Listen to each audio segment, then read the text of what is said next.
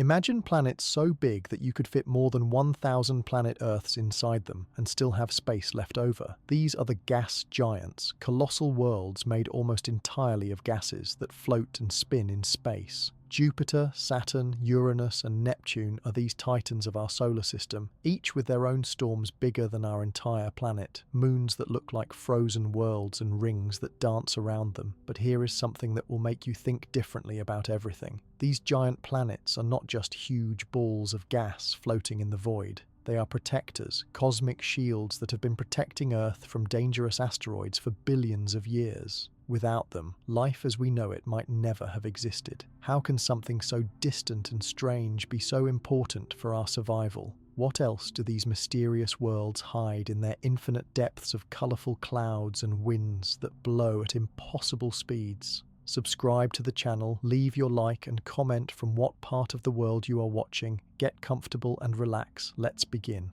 Tonight, we are going somewhere far from here, somewhere beyond the familiar blue of Earth's sky and into the deep reaches of our solar system where worlds exist that defy almost everything we think we know about planets. We are not going to talk about rocky worlds like the one beneath your feet, places where you could theoretically stand and feel solid ground. Instead, we are journeying outward to visit the giants, the colossal spheres of gas and liquid that dominate the outer reaches of our cosmic neighborhood. These are the gas giants, worlds so massive and so strange that they challenge our very definition of what a planet can be. And if you have ever looked up at the night sky and seen a bright, steady point of light that does not twinkle quite like the stars, you may have already glimpsed one of them without knowing just how extraordinary they truly are. Before we step into the details, before we travel to each of these distant worlds in turn, I would love to know where you are right now. What part of the world are you listening from tonight? Is it late evening where you are? Or perhaps early morning? Are you lying down, letting your thoughts drift? Or sitting quietly with a warm drink in hand? It is a strange and beautiful thing, is it not, that we can all be scattered across this one small planet, separated by time zones and oceans. Yet all of us can share this same moment of curiosity together.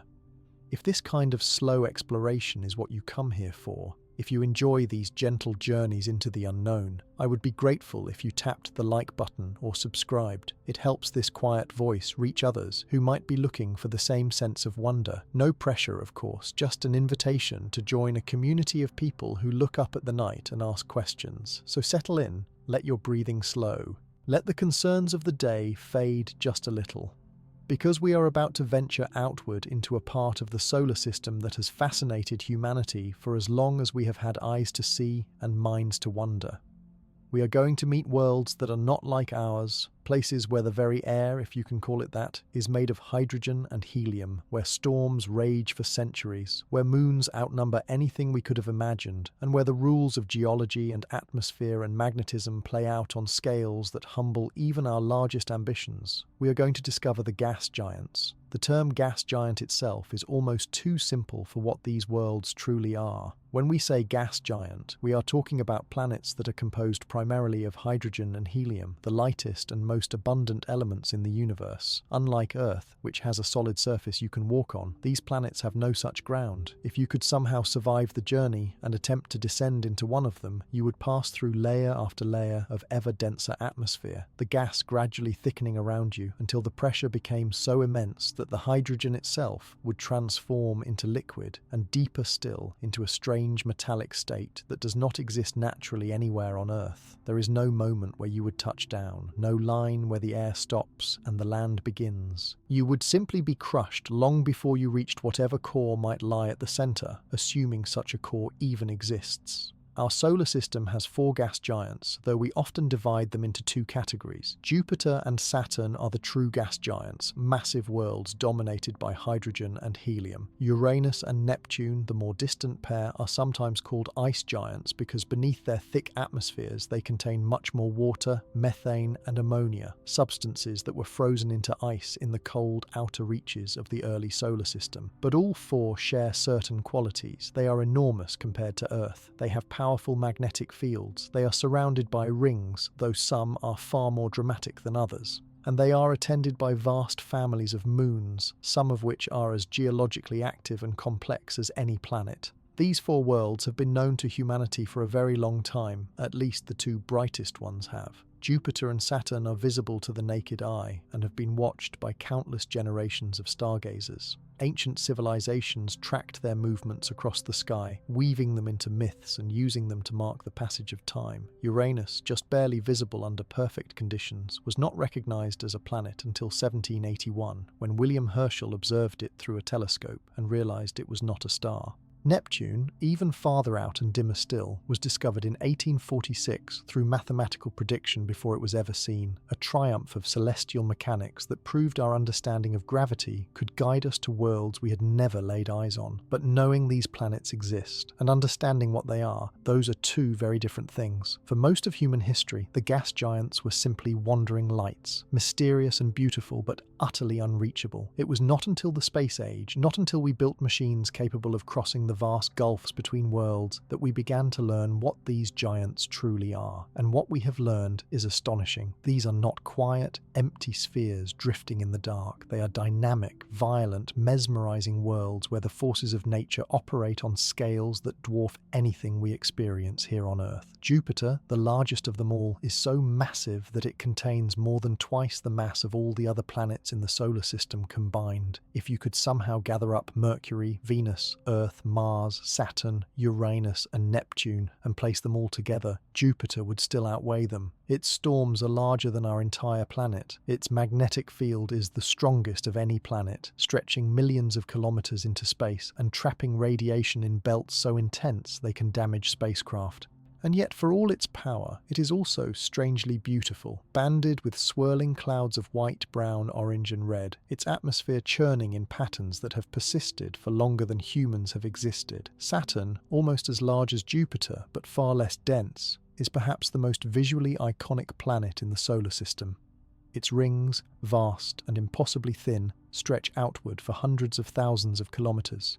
Yet they are made of countless chunks of ice and rock, some as small as grains of sand and others as large as mountains. These rings catch the sunlight and gleam with a brilliance that has captivated anyone who has ever seen them through a telescope. But Saturn is more than just its rings. It has a thick atmosphere like Jupiter, though calmer and hazier. It has dozens of moons, including Titan, a world so large and so strange that it has its own thick atmosphere, lakes of liquid methane, and perhaps even the conditions needed for life, though not life as we know it. Uranus and Neptune, the ice giants, are quieter in some ways, but no less fascinating. Uranus is unique in the solar system because it rotates on its side, its axis tilted so far over that it essentially rolls along its orbit like a barrel. Why this happened, no one knows for certain, but it has profound effects on its seasons and its magnetic field. Neptune, the farthest of the 8 planets, is a deep, rich blue, coloured by methane in its atmosphere. It is also the windiest place in the solar system, with storms that race across its surface at speeds that would shred anything we could build. And orbiting Neptune is Triton, a moon that is almost certainly a captured object from the Kuiper Belt, a frozen world that geysers of nitrogen erupt from its surface, painting the ice with dark streaks visible even from billions of kilometers away. These 4 worlds, Jupiter, Saturn, Uranus, and Neptune, are not just interesting objects in the sky. They are fundamental to understanding how our solar system formed, how planets in general come to be, and even how life might arise. The gas giants played a crucial role in shaping the architecture of the solar system. Their immense gravity influenced the orbits of smaller bodies, flinging some into the inner solar system and casting others out into the darkness beyond. They may have even migrated inward and outward over the history of the solar system, rearranging the positions of planets in ways we are only beginning to understand. Without them, Earth might not exist in its current form, and the story of life might never have begun. In the decades since we first sent spacecraft to visit these giants, we have learned more than anyone in previous centuries could have dreamed. We have seen Jupiter's great red spot up close, a storm so vast and so old that it was already raging when Galileo first turned his telescope skyward. We have watched geysers of water vapour erupting from the ice-covered moon Europa, hinting at a vast ocean hidden beneath its frozen crust. We have flown through the gaps in Saturn's rings and discovered that they are far more complex and dynamic than anyone expected. We have seen Uranus and Neptune in detail, their atmospheres swirling with storms and clouds that we never knew existed. Each mission, each flyby, each image sent back across the gulf of space has added another piece to the puzzle of what these worlds are and how they came to to be, but for all we have learned, there is so much we still do not know. Why do the gas giants have the sizes they do? Why did they form where they did? What lies at their cores, if anything? How do their magnetic fields generate such incredible power? What secrets do their moons hold, and could any of them harbour life? These are questions that pull us forward, that drive us to send new missions into the outer solar system, and that remind us how much of the universe remains a mystery. So tonight, we are going to explore these questions together. We are going to take a slow, careful journey outward from the sun, past the rocky inner planets, beyond the asteroid belt, and into the realm of the giants. We are going to visit each of these worlds in turn, lingering over their strange atmospheres, their powerful storms, their families of moons, and the discoveries that have reshaped our understanding of what a planet can be.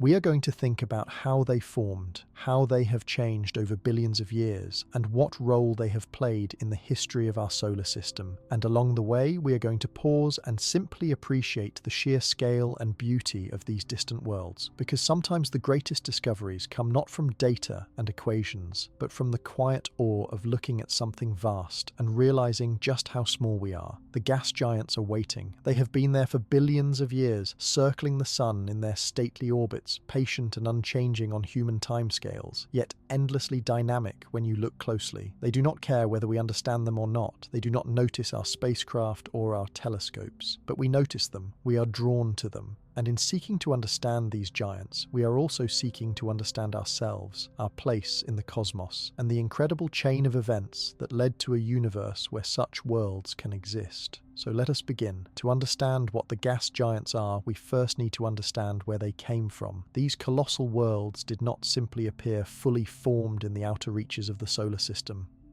They are the product of a long and complex process that began more than 4.5 billion years ago in a cloud of gas and dust that collapsed under its own gravity to give birth to our sun and everything that orbits it. The story of the gas giants is inseparable from the story of the solar system itself, and to truly appreciate these distant worlds, we need to travel back to a time when none of this existed, when there was only a cold, dark nebula drifting through space, waiting for something to disturb it. The solar system began as part of a much larger molecular cloud, a region of space filled with hydrogen, helium, and trace amounts of heavier elements forged in the hearts of previous generations of stars.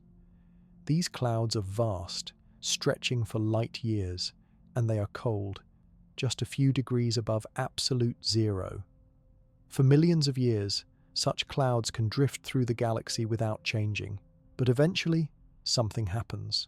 A nearby supernova might send a shockwave rippling through space. A passing star might disturb the cloud's equilibrium. Whatever the trigger, a small region of the cloud begins to collapse.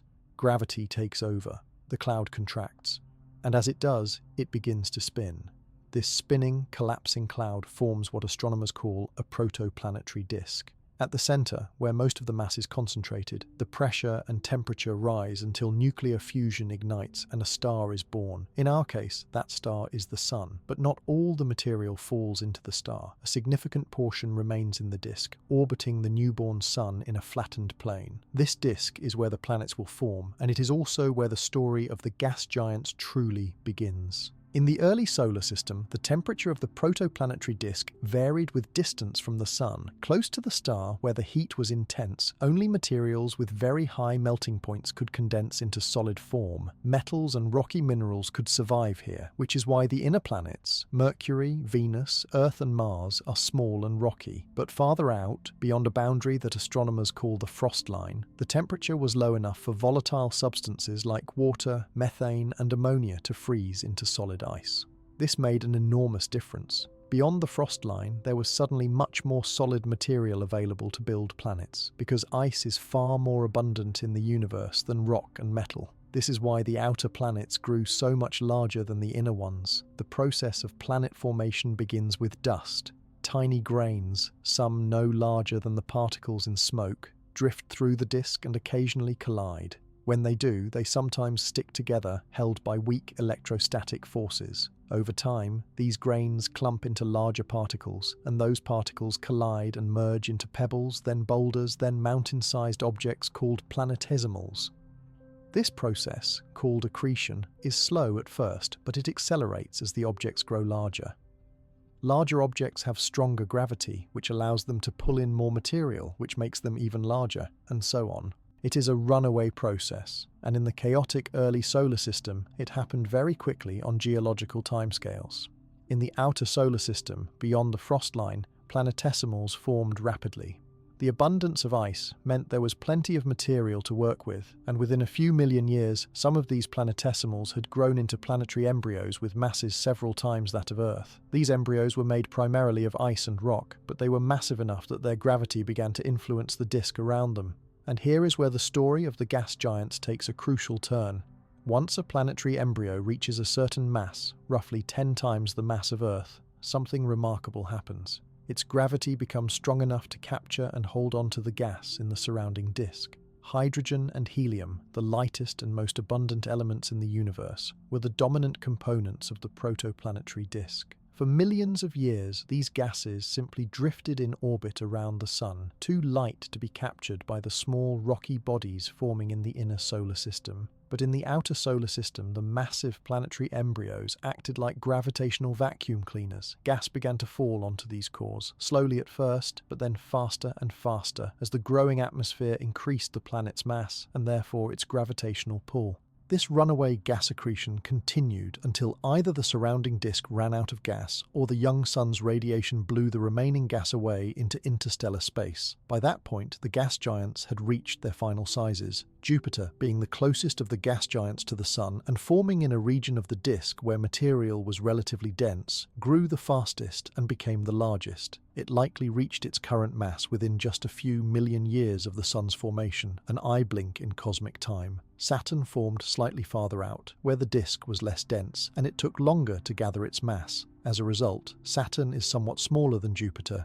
though still enormous by any measure. Uranus and Neptune, forming even farther from the Sun where the disk was thinner and colder, took longer still to accumulate their cores. By the time they were massive enough to begin capturing gas, much of the hydrogen and helium in the outer disk had already been blown away by the solar wind. This is why Uranus and Neptune are smaller than Jupiter and Saturn, and why they have proportionally more ice and rock in their composition. They are ice giants rather than true gas giants, though the distinction is more about structure than appearance. The early solar system was a chaotic place. Planetesimals were constantly colliding, sometimes merging and sometimes shattering. The young gas giants, massive and still growing, exerted powerful gravitational forces on everything around them. Their gravity stirred up the remaining planetesimals, flinging some into the inner solar system where they bombarded the rocky planets, and ejecting others out of the solar system entirely. Some planetesimals were captured as moons, others were trapped in stable orbits, forming the asteroid belt and the Kuiper belt, distant reservoirs of ancient material that still orbit the Sun today. There is also strong evidence that the gas giants did not remain in the orbits where they formed. Gravitational interactions with the protoplanetary disk and with each other caused them to migrate, moving inward or outward over millions of years. Jupiter, for instance, may have migrated inward toward the Sun before being pulled back outward by Saturn, a phenomenon astronomers call the Grand Tack hypothesis. This migration had profound effects on the architecture of the solar system. It scattered planetesimals, carved gaps in the disk, and may have prevented a large planet from forming in the region where the asteroid belt now lies. It also influenced the delivery of water and organic molecules to the inner planets, including Earth, which may have played a role in the emergence of life. The gas giants are not uniform inside. Beneath their thick atmospheres, the pressure and temperature increase dramatically.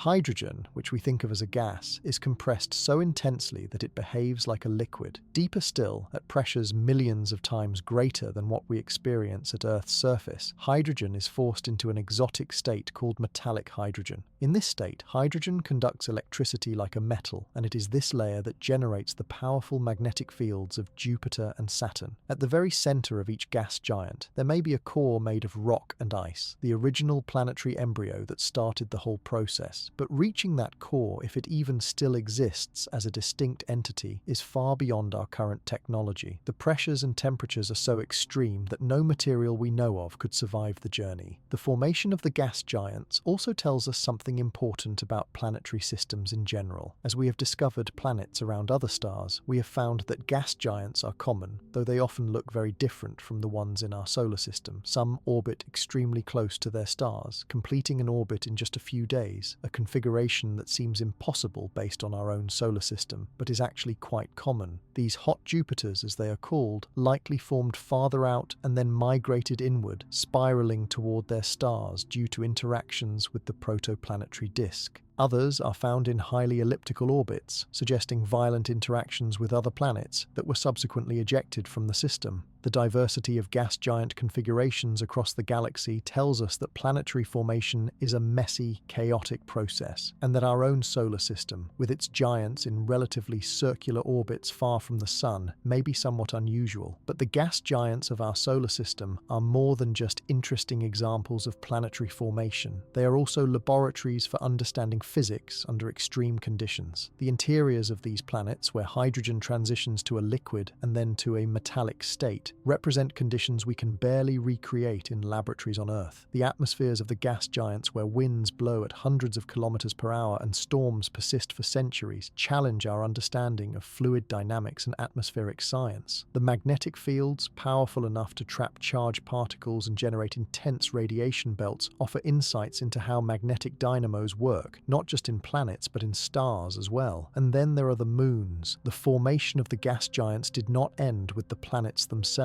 As gas fell onto the growing planets, it formed smaller disks around them, miniature versions of the protoplanetary disk. Within these disks, moons formed through the same accretion process that built the planets. The result is that each gas giant is attended by a family of moons, some large and geologically active, others small and inert, and still others that are captured objects from elsewhere in the solar system. These moons are worlds in their own right, and some of them are among the most fascinating places we have discovered. The gas giants have been shaping the solar system for more than 4 billion years. Their gravity has influenced the orbits of comets and asteroids, protecting the inner planets from some impacts while causing others. Their magnetic fields create vast magnetospheres that interact with the solar wind, generating auroras and trapping radiation. Their atmospheres, constantly churning, have been in motion for longer than life has existed on Earth, and through it all they have remained largely unchanged, vast and patient, waiting for us to notice them and wonder what they are. And we have noticed. For centuries, we have watched them move across the sky. For decades, we have sent spacecraft to study them up close. And with each new discovery, we have come to understand not just the gas giants themselves, but also the processes that shape planets everywhere. These are not just distant objects in the night sky. They are windows into the history of our solar system, reminders of the forces that built the worlds we see today, and clues to the countless other planetary systems scattered throughout the galaxy.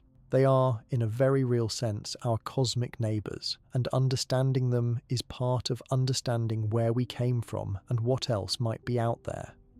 Now, with this foundation, we can begin to visit each of them in turn, starting with the largest and most powerful of all. Jupiter is a world that defies easy comprehension. It is so large that it contains more mass than all the other planets, moons, asteroids, and comets in the solar system combined, excluding the Sun itself. If you could somehow hollow out Jupiter and fill it with Earths, you could fit more than 1,300 of them inside. And yet, despite this immense size, Jupiter spins faster than any other planet, completing a full rotation in less than 10 hours. This rapid spin stretches the planet into a slightly flattened sphere, bulging at the equator and compressed at the poles, and it drives some of the most powerful and persistent weather systems in the known universe. From a distance, Jupiter is immediately recognizable. Its atmosphere is banded with stripes of white, brown, orange, and red, running parallel to the equator in alternating light zones and dark belts. These bands are not painted on. They are the visible result of powerful jet streams that circle the planet at different latitudes, some flowing eastward and others westward, driven by the planet's rapid rotation and the heat rising from its interior. The zones, the lighter bands, are regions of rising gas, cooler and higher in the atmosphere, where ammonia ice crystals form and reflect sunlight. The belts, the darker bands, are regions of descending gas, warmer and deeper, where we are seeing further into the atmosphere where the clouds are made of different compounds that absorb more light. Within these bands, the atmosphere is never still. Storms churn constantly, some lasting for weeks, others for centuries. The most famous of these is the Great Red Spot, a colossal anticyclonic storm that has been observed continuously since the 1800s and was possibly seen even earlier by astronomers using primitive telescopes. The Great Red Spot is so large that 2 or 3 Earths could fit inside it. Winds at its edge reach speeds of hundreds of kilometers per hour, and the storm itself rotates counterclockwise, driven by complex interactions between the jet streams above and below it. The red color comes from complex organic molecules called tholins, created when sunlight breaks apart methane and ammonia molecules high in the atmosphere, though the exact chemistry is still not fully understood. What makes the Great Red Spot even more remarkable is its longevity. Storms on Earth, even the most powerful hurricanes, dissipate within days or weeks because they lose energy when they move over land or cooler water. But Jupiter has no land and no ocean surface. It is all atmosphere, all the way down. Storms here have nothing to disrupt them, and they can persist for decades, centuries, or even longer, fed by the heat rising from the planet's interior. The Great Red Spot has been shrinking in recent decades, and scientists are not entirely sure why, but even as it contracts, it remains one of the largest and most enduring storms in the solar system. But the Great Red Spot is not alone. Jupiter's atmosphere is filled with storms of all sizes. Some are small white ovals, ephemeral features that appear and disappear over the course of months. Others are larger and more stable, persisting for years or even decades. There are dark spots, regions where the atmosphere appears to thin and we can see deeper into the planet, revealing warmer layers below. There are lightning storms flashing in the night side of the planet, each bolt releasing more energy than the most powerful lightning strikes on Earth. And there are polar cyclones, massive swirling storms clustered around Jupiter's north and south poles, arranged in strange geometric patterns that we did not even know existed until the Juno spacecraft arrived and began mapping the planet in unprecedented detail. Jupiter's atmosphere is thick, far thicker than Earth's. The outermost layer, the one we see, is composed mostly of hydrogen and helium with traces of methane, ammonia, water vapor, and other compounds. Below this visible layer, the pressure increases rapidly. Descending into Jupiter is like diving deeper and deeper into an ocean, except there is no water and no bottom. The gas simply becomes denser and denser until at some point, thousands of kilometers down, the hydrogen is compressed so much that it stops behaving like a gas and transitions into a liquid. There is no clear boundary, no surface where you would pass from air into liquid. It is a gradual transition, and somewhere in this region the distinction between atmosphere and interior becomes meaningless. Deeper still, the pressure becomes so intense that hydrogen enters a state that does not exist anywhere on Earth. Metallic hydrogen, as it is called, conducts electricity like a metal, and it is believed to fill much of Jupiter's interior. This layer of metallic hydrogen is thought to be responsible for Jupiter's incredibly powerful magnetic field, the strongest of any planet in the solar system. The rapid rotation of the planet combined with convection in the metallic hydrogen creates a dynamo effect, generating a magnetic field that extends millions of kilometers into space. This magnetosphere traps charged particles from the solar wind, creating radiation belts so intense that they pose a serious hazard to spacecraft. The Galileo probe, which orbited Jupiter for 8 years, had to be carefully shielded to survive the radiation, and even then, its instruments were gradually damaged over time. At the very center of Jupiter, there may be a core.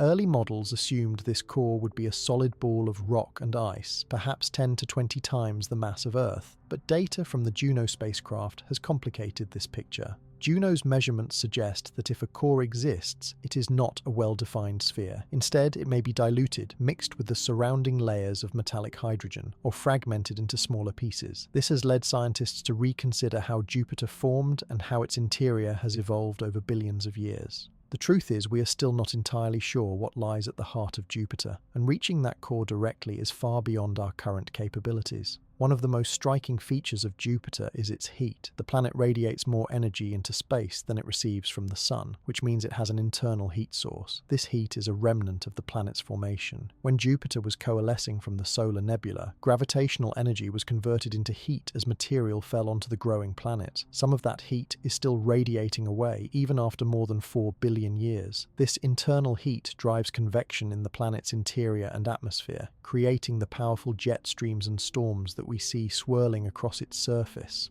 Without this internal heat, Jupiter's atmosphere would be far calmer and less dynamic. The study of Jupiter's atmosphere has taught us a great deal about weather and fluid dynamics on a scale far beyond anything we experience on Earth. The jet streams on Jupiter, for instance, are far more stable and long-lived than those on our planet. On Earth, the jet stream meanders and shifts position over days and weeks, influenced by the land masses and oceans below. On Jupiter, the jet streams have remained in roughly the same positions for as long as we have been observing the planet, creating a stable pattern of zones and belts that persists over centuries. Understanding why this happens and how energy is transported through such a thick and complex atmosphere is a challenge that atmospheric scientists are still working to solve.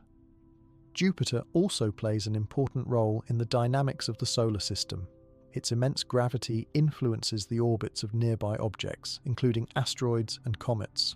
Some asteroids, called Trojan asteroids, share Jupiter's orbit, trapped in stable points known as Lagrange points, where the gravitational pull of the Sun and Jupiter balance out. There are thousands of these Trojans, both leading and trailing Jupiter in its orbit, a vast swarm of ancient rocks that have been there for billions of years. Jupiter's gravity also acts as a shield for the inner solar system, deflecting some comets and asteroids that might otherwise strike Earth. However, it can also send objects inward, making its role more complex than simply being a protector. It is both a guardian and a disruptor, shaping the architecture of the solar system with its gravitational influence. We have learned most of what we know about Jupiter from spacecraft. The first close-up images came from the Pioneer and Voyager missions in the 1970s and 80s, which flew past the planet and sent back stunning pictures of its clouds and moons.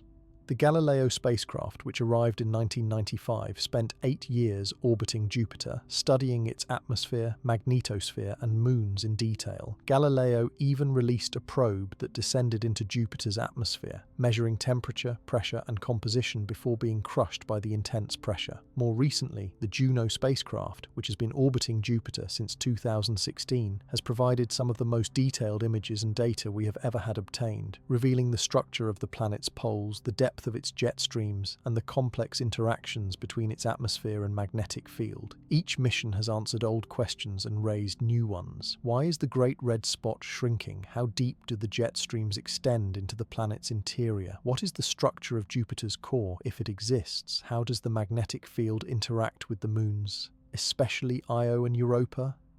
These are questions that scientists are still working to answer, and each new piece of data brings us closer to understanding this colossal world. But perhaps the most profound thing about Jupiter is simply its presence. It is a reminder that planets can be vastly different from Earth, that the universe is full of environments and phenomena that challenge our intuition and expand our sense of what is possible. Jupiter is not a place you could ever stand on. It has no surface. It is a swirling, churning ocean of gas and liquid hydrogen, a world of storms that never end, of pressures that would crush any material we know, of magnetic fields that stretch across millions of kilometers. It is alien in the truest sense of the word, and yet it is also our neighbour, a constant presence in our night sky, a world we can study and learn from, a giant that has shaped our solar system and will continue to do so for billions of years to come. And it is not alone. It is attended by a family of moons, some of which are among the most intriguing and mysterious places we have ever discovered, and it is to those moons that we now turn. If Jupiter itself is a world of extremes, its moons are no less extraordinary. Jupiter has at least 79 known moons, and the count continues to grow as we discover more small, distant objects in orbit around the giant planet. Most of these moons are tiny, irregular chunks of rock and ice, likely captured asteroids from the nearby asteroid belt or farther reaches of the solar system, but 4 of them stand apart, so large and so remarkable that they are considered worlds in their own right. These are the Galilean moons, named after Galileo Galilei, who discovered them in 1610 when he turned his telescope toward Jupiter and saw 4 bright points of light moving around it. Their names are Io, Europa, Ganymede, and Callisto, and together they represent some of the most geologically active and potentially habitable places in the entire solar system. Io is the closest of the Galilean moons to Jupiter, and it is one of the most volcanic places we know of. Its surface is covered with hundreds of active volcanoes, and eruptions occur so frequently that the moon's entire surface is resurfaced every few thousand years, erasing any impact craters that might otherwise accumulate. Io's volcanoes do not erupt water or molten rock like those on Earth. Instead, they spew sulfur and sulfur dioxide, painting the moon's surface in shades of yellow, orange, red, and white, giving it an appearance unlike any other world in the solar system. Some of these volcanic plumes shoot material hundreds of kilometers above the surface, high enough that they are visible in images taken by passing spacecraft. The source of Io's volcanic activity is tidal heating, a process driven by the immense gravitational pull of Jupiter. As Io orbits the planet, Jupiter's gravity stretches and squeezes the moon in a rhythmic pattern. This constant flexing generates heat through friction in Io's interior, melting rock and driving the volcanic eruptions we see on the surface. The process is so efficient that Io generates more heat per unit area than any other object in the solar system, making it a furnace of geological activity. The tidal forces are so strong because Io is locked in a gravitational resonance with 2 of its neighboring moons, Europa and Ganymede, which help to maintain the eccentricity of Io's orbit and ensure that the tidal forces remain strong. Io's extreme volcanism makes it an unlikely place for life as we know it, but it is an invaluable laboratory for understanding volcanic processes and tidal heating. It also plays a crucial role in Jupiter's magnetosphere. Material ejected from Io's volcanoes, primarily sulfur and oxygen ions, is swept up by Jupiter's magnetic field and forms a vast torus of charged particles that circles the planet along Io's orbit. This torus feeds Jupiter's radiation belts and contributes to the planet's powerful auroras, linking the moon and the planet in a complex electromagnetic dance. Europa, the second of the Galilean moons, could hardly be more different. While Io is a world of fire, Europa is a world of ice. Its surface is covered by a smooth shell of water ice, crisscrossed with cracks, ridges, and strange reddish-brown streaks that hint at the chemical interactions happening beneath. Europa's surface is remarkably young in geological terms. There are very few impact craters, suggesting that the ice is constantly being renewed through some process, perhaps through cryovolcanism or the slow churning of the ice shell. The most exciting discovery about Europa, however, is not what we see on the surface, but what lies beneath it. Beneath Europa's frozen crust, there is strong evidence for a vast ocean of liquid water, perhaps 100 kilometers deep or more. This ocean exists because, like Io, Europa experiences tidal heating from Jupiter's gravity. The heat is not as intense as on Io, but it is enough to keep the interior warm and to maintain liquid water beneath the ice. The ocean is likely in contact with a rocky seafloor, which means there could be hydrothermal vents similar to those found on Earth's ocean floors, where mineral-rich water seeps up from the interior and provides energy for ecosystems of microbes and other organisms. On Earth, hydrothermal vents are oases of life in the deep ocean, and it is possible that similar processes could support life in Europa's hidden ocean. Recent observations from the Hubble Space Telescope and other instruments have detected plumes of water vapor erupting from Europa's surface, reaching heights of over 100 kilometers before falling back down. These plumes suggest that the ocean beneath the ice is not isolated. There are cracks and channels that allow water to reach the surface, and by studying these plumes, scientists hope to learn about the composition and chemistry of the ocean without having to drill through kilometers of ice. Future missions, such as NASA's Europa Clipper and ESA's JUICE mission, are designed to study Europa in detail, mapping its surface, measuring the thickness of the ice, and analyzing the composition of the plumes to search for signs of organic molecules and other ingredients for life. Ganymede, the largest of the Galilean moons and the largest moon in the entire solar system, is even bigger than the planet Mercury. It is a world of contrasts, with a surface that is divided into 2 main types of terrain: dark, heavily cratered regions which are ancient and have changed little over billions of years, and lighter, grooved terrain, which is younger and shows signs of tectonic activity.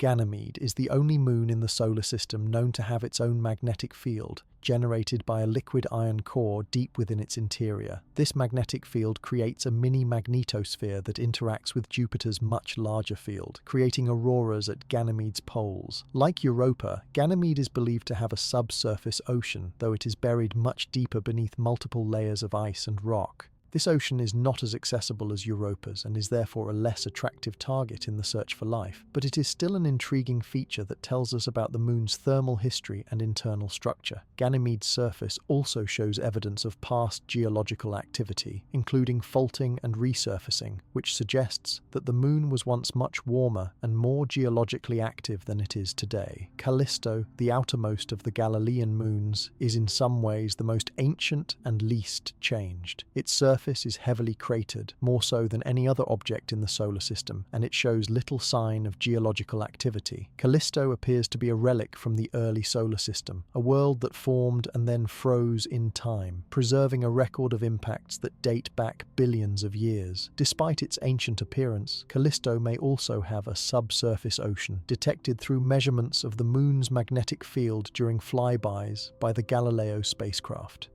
If this ocean exists, it is buried deep beneath a thick crust of ice and rock, isolated from the surface and from any potential energy sources that might support life.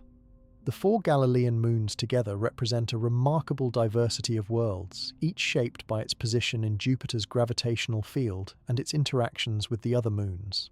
They are a reminder that moons are not just inert chunks of rock orbiting their parent planets. They are geologically active, chemically complex, and in some cases, potentially habitable worlds that deserve to be studied in their own right. The fact that three of these moons, Europa, Ganymede, and Callisto, likely have liquid water oceans beneath their surfaces makes them some of the most exciting targets in the search for life beyond Earth. Water is essential for life as we know it, and the presence of liquid water, especially in contact with rock, raises the possibility that these moons could harbour microbial life in their hidden depths. Beyond the Galilean moons, Jupiter's magnetosphere is itself a vast and complex environment. The magnetosphere extends millions of kilometers into space, far enough that if it were visible to the naked eye, it would appear larger than the full moon in Earth's sky. Within this magnetosphere, charged particles are trapped and accelerated to high energies, creating intense radiation belts that are among the most hazardous environments in the solar system. The interaction between the magnetosphere and the solar wind creates powerful electric currents, which in turn generate auroras at Jupiter's poles. These auroras are far more intense than those on Earth, emitting X-rays and radio waves that can be detected from across the solar system. The magnetosphere also interacts with the moons, particularly Io. As Io orbits through Jupiter's magnetic field, it acts like a generator, creating an electric current that flows along magnetic field lines between the moon and the planet.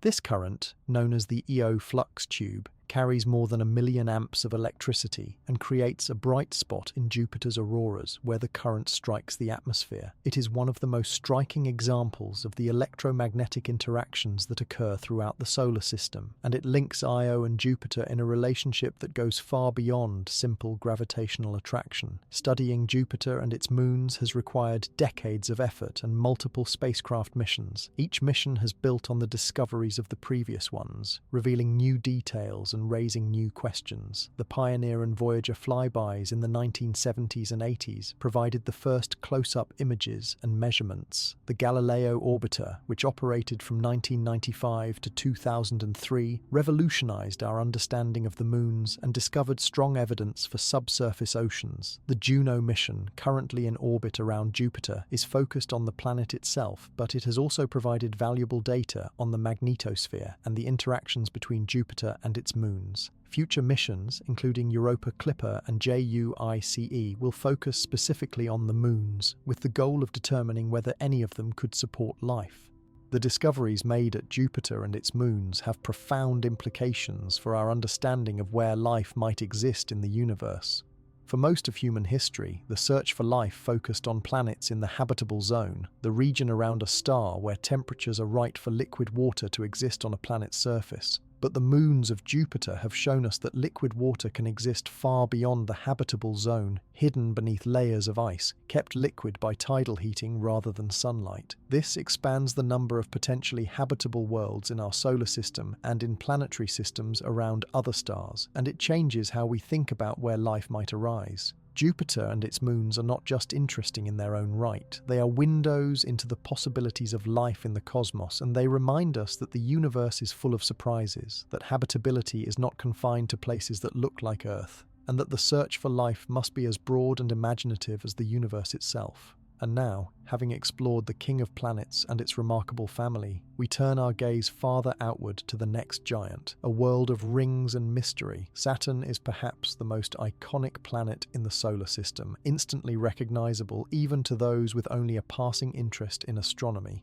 Its rings, vast and brilliant, encircle the planet like a halo, creating an image of such striking beauty that it has captivated humanity since Galileo first glimpsed them through his primitive telescope in 1610. He did not understand what he was seeing at the time. His telescope was not powerful enough to resolve the rings clearly, and he described Saturn as having ears or handles, a strange appearance that puzzled him until better telescopes revealed the truth. What Galileo had seen were the rings, tilted at an angle that made them appear as separate objects flanking the planet. It was not until 1655 that Christian Huygens, using a more powerful telescope, correctly identified them as a ring system encircling the planet. Saturn itself is a gas giant, similar in many ways to Jupiter, but with some important differences. It is the second largest planet in the solar system, with a diameter of about 120,000 kilometers, nearly 10 times that of Earth. Like Jupiter, it is composed primarily of hydrogen and helium, with a small percentage of heavier elements. Its atmosphere is banded with clouds, though the bands are less distinct and the colours more muted than those on Jupiter, giving Saturn a softer, hazier appearance.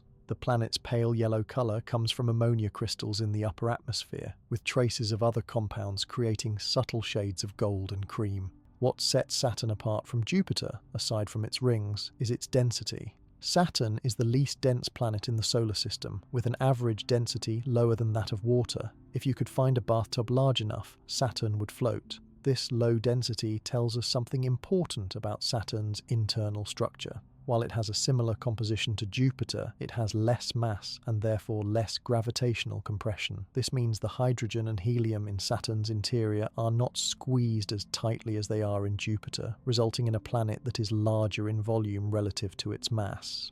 Saturn's atmosphere, like Jupiter's, is driven by powerful jet streams that circle the planet at different latitudes. These jet streams create bands of clouds, though they are less colourful and less sharply defined than those on Jupiter. Storms do occur on Saturn, but they are less frequent and generally smaller than Jupiter's storms.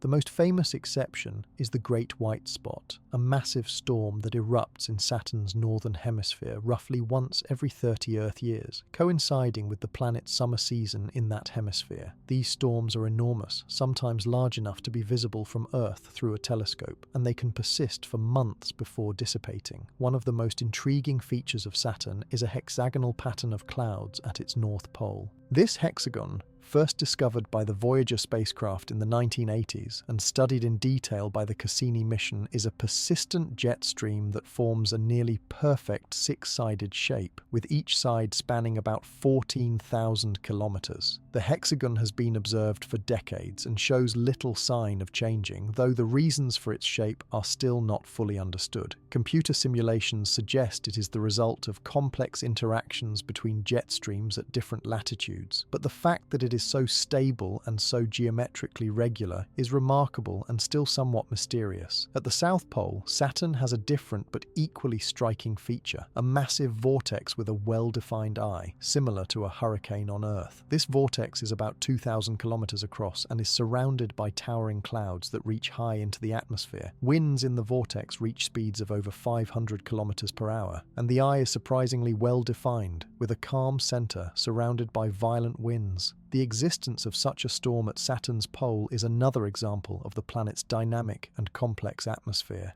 Saturn, like Jupiter, radiates more heat than it receives from the Sun, which means it has an internal heat source. This heat drives convection in the planet's interior and helps power the jet streams and storms in the atmosphere. The source of this heat is thought to be a combination of residual heat from the planet's formation and a process unique to Saturn. Deep in Saturn's interior, helium is believed to condense into droplets that then rain down toward the planet's core, releasing gravitational energy as they fall. This helium rain not only generates heat, but also explains why Saturn's atmosphere has a lower proportion of helium than Jupiter's. Over billions of years, helium has been gradually settling out of the upper layers and sinking toward the center. Saturn's interior is thought to be similar to Jupiter's in structure, with a thick layer of molecular hydrogen surrounding a layer of metallic hydrogen, all wrapped around a possible core of rock and ice. However, because Saturn is less massive than Jupiter, the pressures in its interior are not as extreme, and the transition to metallic hydrogen occurs at a shallower depth. This metallic hydrogen layer, like in Jupiter, is responsible for generating Saturn's magnetic field, though Saturn's field is weaker than Jupiter's and more closely aligned with the planet's rotation axis. The magnetosphere of Saturn is still vast, extending for millions of kilometers into space, and it traps charged particles from the solar wind, creating radiation belts and auroras at the planet's poles.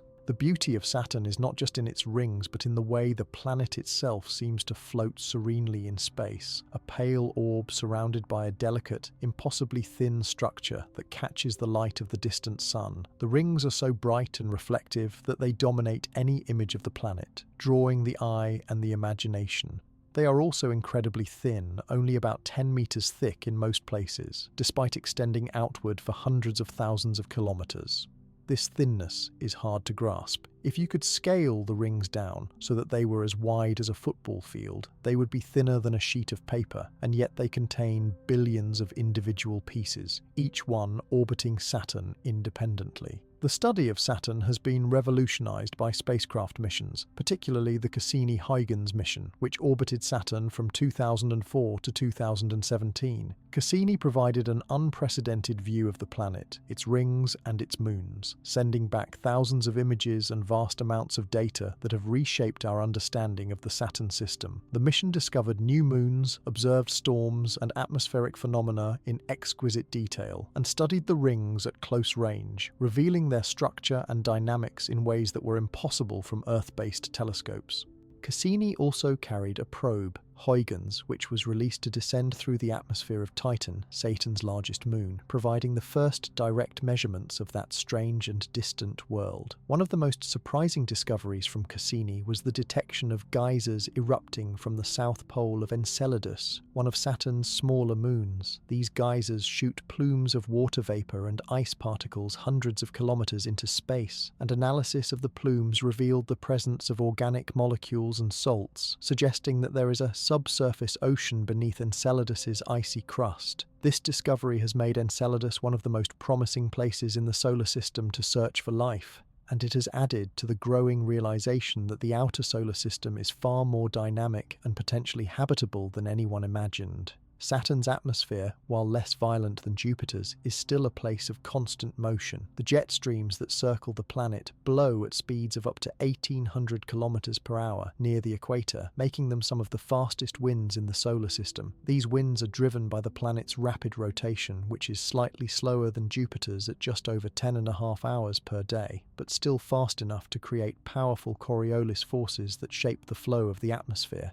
The combination of internal heat, rapid rotation, and the planet's large size creates an atmosphere that is always in motion, with storms forming, evolving, and dissipating in a never-ending cycle. The color of Saturn's atmosphere, while muted compared to Jupiter's, is the result of a complex mix of chemicals. Ammonia ice crystals dominate the upper atmosphere, giving the planet its pale yellow hue. Deeper down, where temperatures are higher, the clouds are made of ammonium hydrosulfide, which has a brownish color. Even deeper still, water ice clouds may exist, though we cannot see them from above. Traces of methane, phosphine, and other compounds add subtle variations in color and contribute to the chemical complexity of the atmosphere. Saturn's rotation is not easy to measure precisely because, unlike rocky planets, it has no solid surface to track. Instead, astronomers measure the rotation by observing periodic variations in the planet's magnetic field and radio emissions.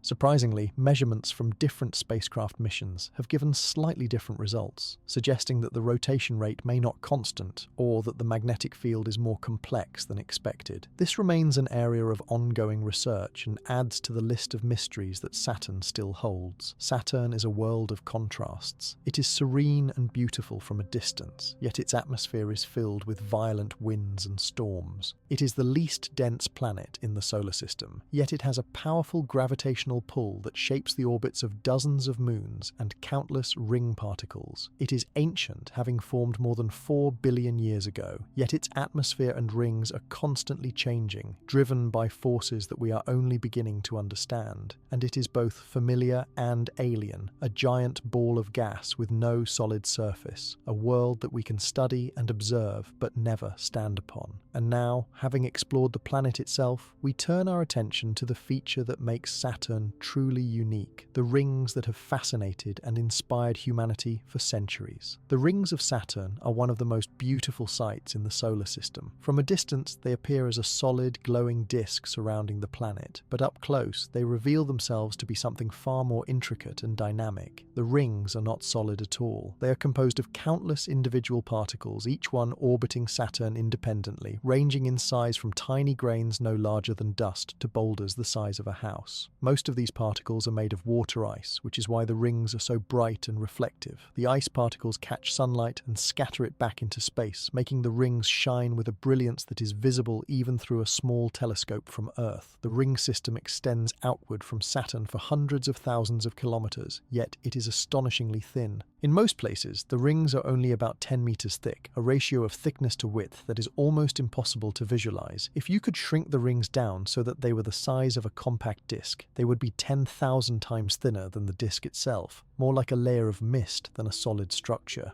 This thinness is maintained by collisions between the particles, which keep them confined to a narrow plane, and by the gravitational influence of Saturn and its moons. The rings are divided into several main sections, labelled with letters in the order they were discovered. The brightest and most prominent are the A and B rings, separated by a gap known as the Cassini division, named after the astronomer Giovanni Cassini, who first observed it in 1675. The Cassini division is not truly empty, but it contains far fewer particles than the surrounding rings, creating a dark band that is visible from Earth.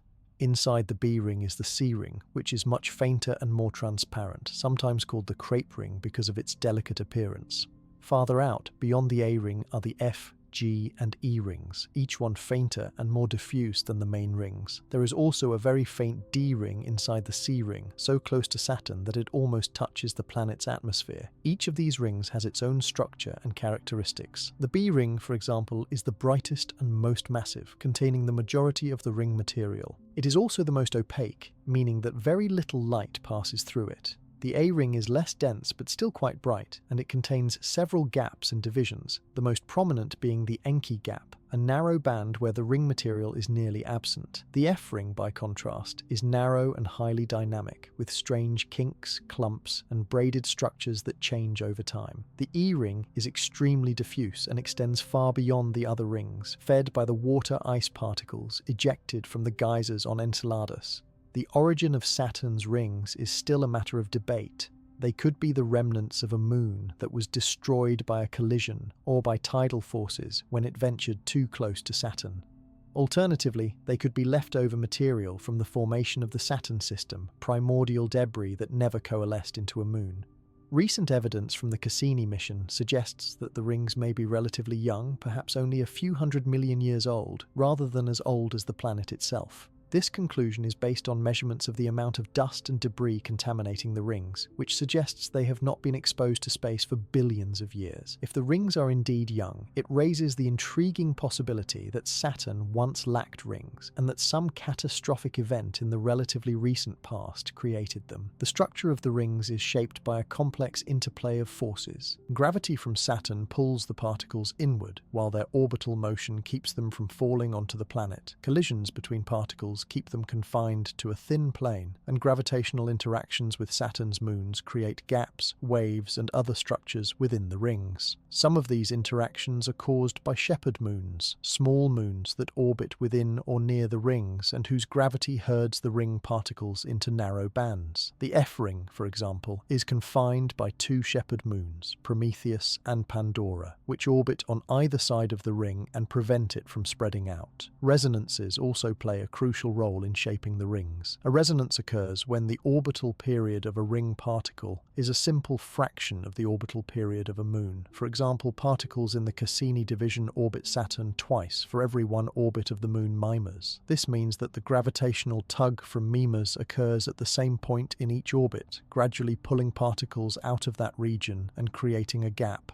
Similar resonances create other gaps and divisions throughout the rings, carving out intricate patterns that can be seen in detailed images from spacecraft. The rings are not static. They are constantly evolving, with particles colliding, fragmenting, and clumping together. Waves ripple through the rings, caused by gravitational perturbations from moons or by the gravitational pull of Saturn itself. Some of these waves are spiral density waves, similar to the spiral arms of galaxies, where particles bunch together and then spread out again in a repeating pattern. Other waves are vertical, causing the rings to undulate up and down like a flag rippling in the wind. These structures are visible in images from the Cassini spacecraft, which captured the rings in unprecedented detail during its mission. One of the most surprising discoveries from Cassini was the presence of propellers in the rings. These are small, propeller-shaped structures created by moonlets embedded within the rings, objects too small to be considered moons, but large enough to clear gaps in the surrounding ring material. As these moonlets orbit Saturn, they push particles aside, creating two curved streaks that resemble an airplane propeller. Thousands of these propellers have been identified in the A-ring, and they provide valuable insights into how moons form from disks of material, a process that is relevant not only to Saturn's rings but also to the protoplanetary disks, where planets form around young stars. The rings also interact with Saturn's magnetosphere. Charged particles trapped in the magnetosphere collide with the ring particles, gradually eroding them and creating a faint rain of material that spirals down into Saturn's atmosphere. Cassini detected this rain during its final orbits when it passed between the planet and the innermost rings. The spacecraft measured the composition of the infalling material and found that it contains water ice, organic molecules, and silicate grains, providing clues about the composition and history of the rings.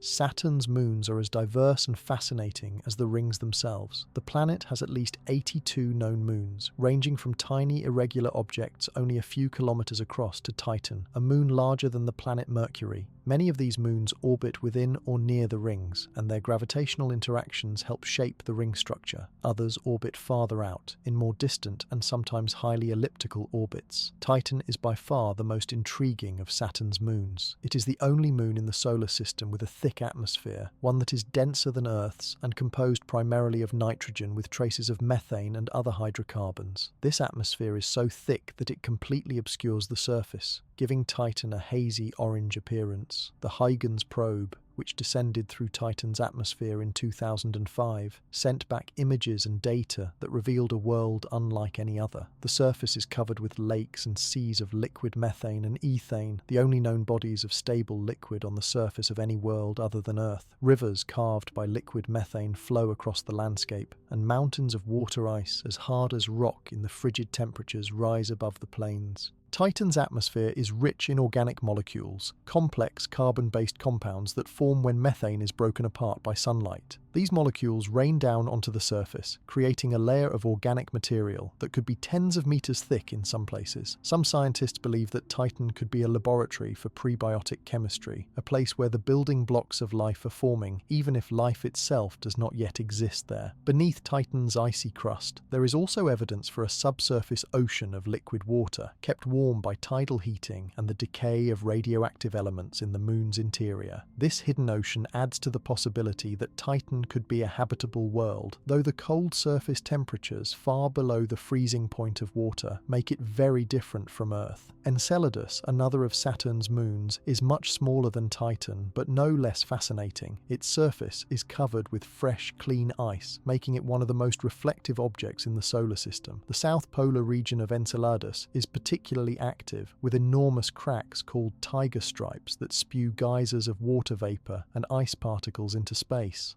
These geysers were discovered by the Cassini spacecraft, and subsequent flybys revealed that the plumes contain not only water, but also organic molecules, salts, and molecular hydrogen, all of which suggest that there is a warm, salty ocean beneath the ice, and that hydrothermal activity may be occurring on the sea floor. This makes Enceladus one of the most promising places in the solar system to search for life.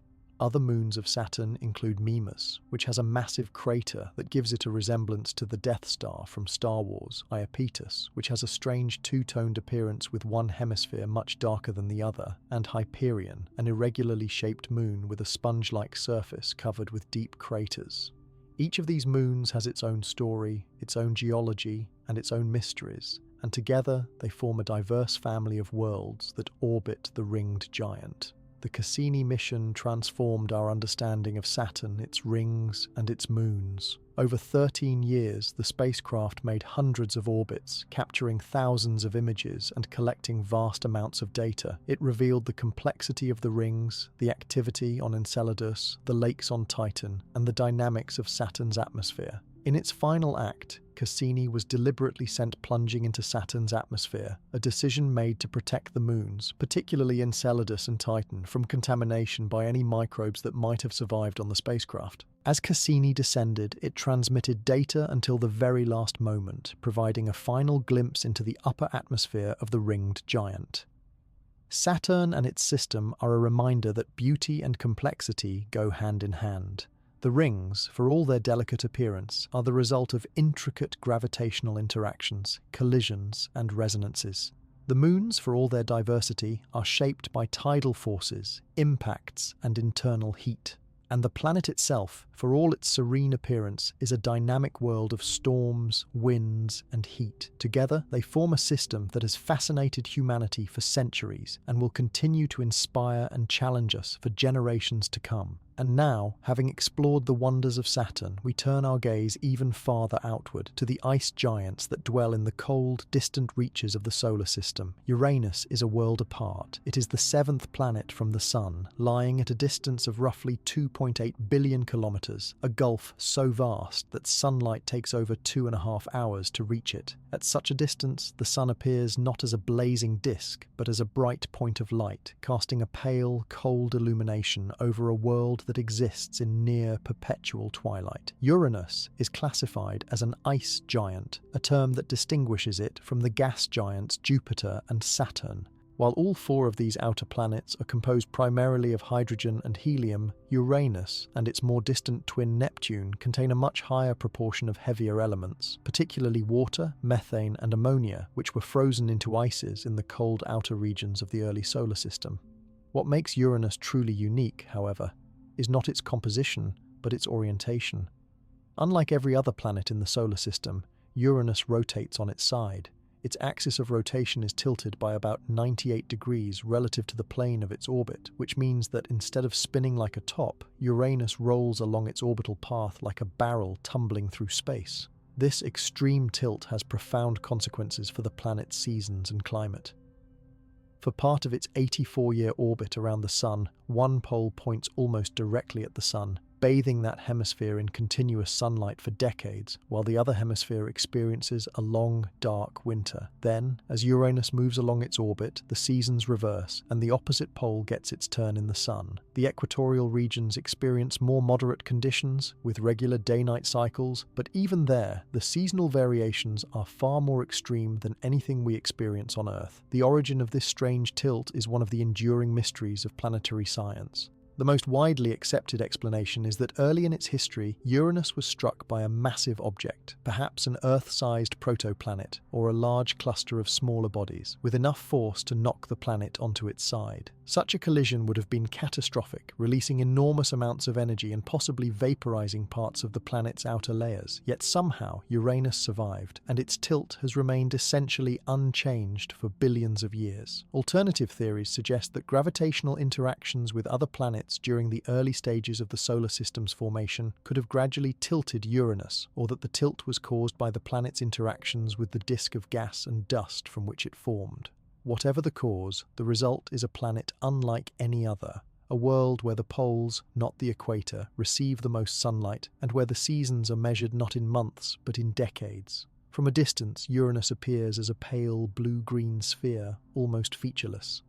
This colour comes from methane in the planet's atmosphere, which absorbs red light and reflects blue and green wavelengths back into space.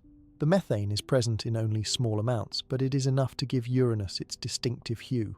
Unlike Jupiter and Saturn, which display vivid bands and swirling storms, Uranus appears calm and serene, with very few visible cloud features. For many years, this lack of activity led scientists to believe that Uranus was a quiet, inactive world. However, observations from the Voyager 2 spacecraft, which flew past Uranus in 1986, and more recent observations from the Hubble Space Telescope and ground-based observatories have revealed that Uranus is not as placid as it first appears. Beneath the planet's hazy outer atmosphere, there is a complex structure. The atmosphere of Uranus is divided into layers, much like those of Jupiter and Saturn, but with some important differences. The outermost layer is composed of hydrogen and helium, with traces of methane and other hydrocarbons. Below this is a region where the pressure and temperature increase, and the gases begin to transition into a supercritical fluid, a state where the distinction between gas and liquid becomes meaningless. Deeper still, the pressure becomes so great that the hydrogen and helium likely give way to a thick, hot mantle of water, methane, and ammonia ices, though these substances are not solid ice as we think of it on Earth. At the extreme pressures and temperatures found in Uranus's interior, they exist as dense, electrically conducting fluids. This mantle may constitute the majority of the planet's mass, and it is thought to be layered, with different compounds settling at different depths based on their density. At the very centre of Uranus, there may be a core of rock and metal, perhaps similar in size to Earth, though much of the uncertainty about Uranus's interior structure comes from the fact that we have very limited data. Voyager 2 is the only spacecraft ever to visit Uranus, and it made only a brief flyby. Most of what we know about the planet comes from remote observations, which can tell us about the atmosphere and the magnetic field, but reveal little about what lies beneath the clouds. Uranus's atmosphere, while less dynamic than Jupiter's, is not entirely inactive. Observations over the past few decades have revealed clouds, storms, and even a faint banding pattern similar to those seen on Jupiter and Saturn. These features are difficult to see because they have low contrast against the planet's overall blue-green colour, but advances in telescope technology and image processing have made them visible. Some of these storms are enormous, covering areas larger than North America, and they can persist for months or even years. The winds on Uranus blow in the same direction as the planet's rotation, reaching speeds of up to 900 kilometers per hour near the equator. These winds are driven by the planet's internal heat and its rapid rotation, which is just over 17 hours per day. One of the most puzzling aspects of Uranus is its magnetic field. Most planets generate their magnetic fields through a dynamo process, in which electrically conducting material, usually molten metal or metallic hydrogen, flows in the planet's interior and generates electric currents. These currents produce a magnetic field. In most planets, the magnetic field is roughly aligned with the axis of rotation, but Uranus is an exception. Its magnetic field is tilted by about 60 degrees relative to its rotation axis, and the field is also offset from the planet's center, suggesting that it is generated not in the core, but in the outer layers of the mantle, where the water, methane, and ammonia are under such extreme pressure that they conduct electricity. This unusual magnetic field creates a magnetosphere that is highly asymmetric and wobbles dramatically as the planet rotates. When Voyager 2 passed through this magnetosphere, it detected intense radiation belts and auroras, but the structure of the field was so strange that it challenged scientists' understanding of how planetary magnetic fields work.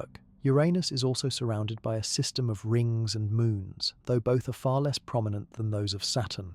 The rings of Uranus were not discovered until 1977, when astronomers observed the planet passing in front of a distant star and noticed that the star's light dimmed several times before and after the planet itself blocked the star. This indicated the presence of rings, and subsequent observations revealed a system of narrow, dark rings composed of rocky particles and dust.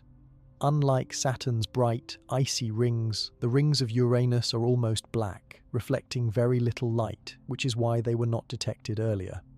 There are 13 known rings, most of them narrow and well-defined, separated by gaps. The origin of these rings is uncertain. but they may be the remnants of one or more moons that were shattered by impacts or tidal forces. Uranus has 27 known moons, all of them named after characters from the works of William Shakespeare and Alexander Pope. The largest of these moons are Miranda, Ariel, Umbriel, Titania, and Oberon, often called the classical moons. These moons are all composed of a mixture of rock and ice, and they show a variety of surface features, including craters, valleys, and ridges. Miranda, the smallest of the classical moons, is perhaps the most intriguing. Its surface is a bizarre patchwork of different terrains, with some regions heavily cratered and ancient, while others are crisscrossed by enormous scarps and grooves, some of which are several kilometers deep. One particularly striking feature is the Verona Rupes, a cliff that rises about 20 kilometers high, making it one of the tallest known cliffs in the solar system. The cause of Miranda's strange appearance is still debated. One hypothesis is that the moon was shattered by a massive impact and then reassembled, its fragments coming back together in a jumbled configuration. Another idea is that tidal heating caused parts of the moon's interior to melt and resurface, creating the varied terrain we see today. The other classical moons are less dramatic but still geologically interesting. Ariel has a surface marked by deep canyons and signs of past volcanic or tectonic activity. Umbriel is darker and more heavily cratered, suggesting an older, less active surface. Titania and Oberon, the largest of the moons, show evidence of past geological activity, including large impact basins and fractures that may have been caused by the freezing and expansion of subsurface water. Uranus and its moons are a reminder of how much we still have to learn about the outer solar system. The single flyby by Voyager 2 provided a wealth of data, but it also raised many questions that remain unanswered. Why is Uranus tilted on its side? What is the structure of its interior? How is its magnetic field generated? What processes shaped the surfaces of its moons? These are questions that can only be answered by sending another mission to Uranus, something that has been proposed but not yet funded. Such a mission would require years of travel and advanced technology to operate in the cold, distant environment of the outer solar system, but the scientific rewards would be immense. Uranus stands as a testament to the diversity of planets in our solar system. It is a world that defies easy categorization, a planet that rolls rather than spins, that has a magnetic field unlike any other, and that has been touched by violence in its distant past. It is also a reminder that there is much we do not yet understand about how planets form and evolve. Each new observation, each new piece of data, brings us closer to unraveling the mysteries of this strange and distant world, but there is still a long way to go. And now, as we leave Uranus behind, we venture even farther from the Sun, to the outermost of the giant planets, a world of deep blue colour and raging winds, the last of the great giants before the solar system fades into the darkness of the Kuiper Belt and beyond. Neptune is the most distant of the 8 planets, orbiting the Sun at an average distance of 4.5 billion kilometers, nearly 30 times farther from the Sun than Earth. At such a distance, sunlight is so faint that high noon on Neptune is more like deep twilight on Earth, a pale, cold light that barely illuminates the planet's deep blue atmosphere. Neptune is slightly smaller than Uranus, but more massive, making it the 3rd most massive planet in the solar system after Jupiter and Saturn. Like Uranus, it is classified as an ice giant, with an interior dominated by water, methane, and ammonia in various states, overlaying a possible rocky core. But while Uranus appears calm and featureless, Neptune is anything but. It is one of the most dynamic and active planets in the solar system, with winds that are the fastest ever measured on any planet, and storms that rival those on Jupiter in size and intensity.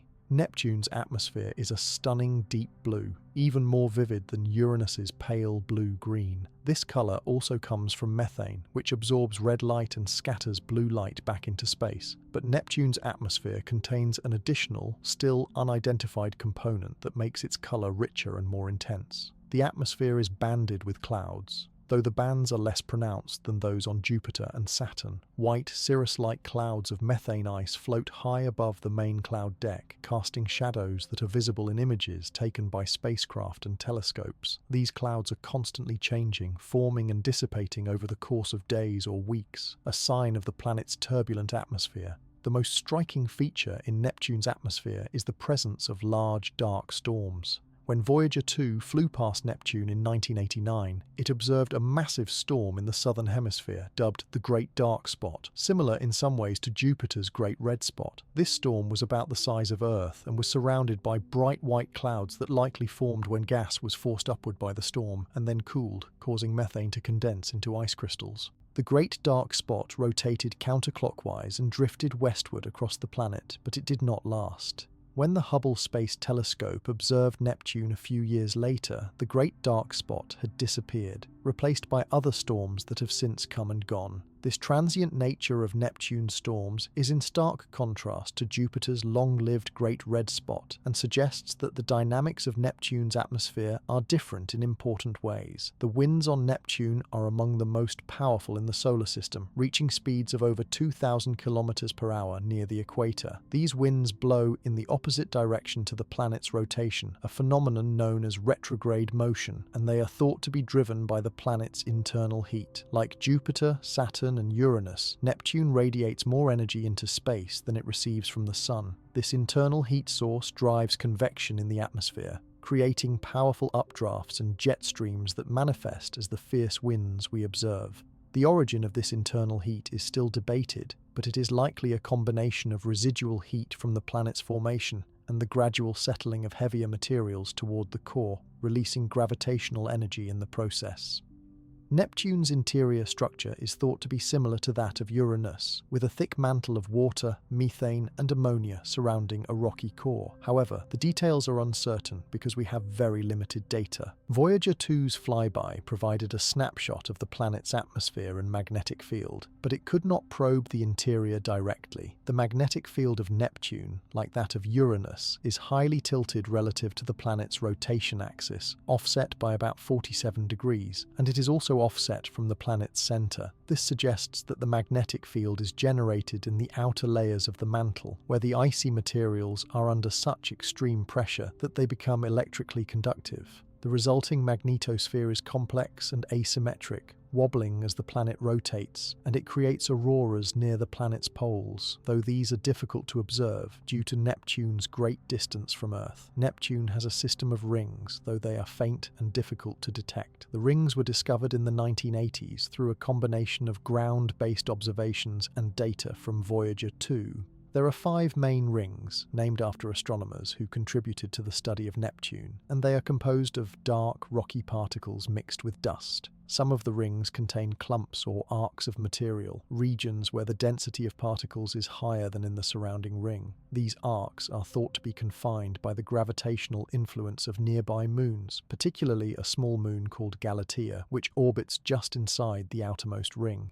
The rings of Neptune are much less prominent than those of Saturn and even fainter than those of Uranus, and they are difficult to observe from Earth without powerful telescopes or spacecraft. Neptune has 14 known moons, the largest and most famous of which is Triton. Triton is one of the most extraordinary objects in the solar system, and it is unlike any other large moon. It orbits Neptune in a retrograde direction, meaning it moves in the opposite direction to the planet's rotation, and its orbit is highly inclined relative to Neptune's equator. These characteristics strongly suggest that Triton did not form alongside Neptune, but was instead captured from the Kuiper Belt, the vast region of icy bodies that lies beyond the orbit of Neptune. If this is true, Triton is the largest known captured object in the solar system, and its capture would have been a violent event, likely disrupting any other moons that Neptune may have had at the time and generating enormous tidal forces that heated Triton's interior. Triton is a frozen world with a surface temperature of about -235 degrees Celsius, making it one of the coldest places in the solar system. Its surface is covered with nitrogen ice, which gives it a pinkish hue in some regions, and it is marked by strange features unlike those seen on any other moon.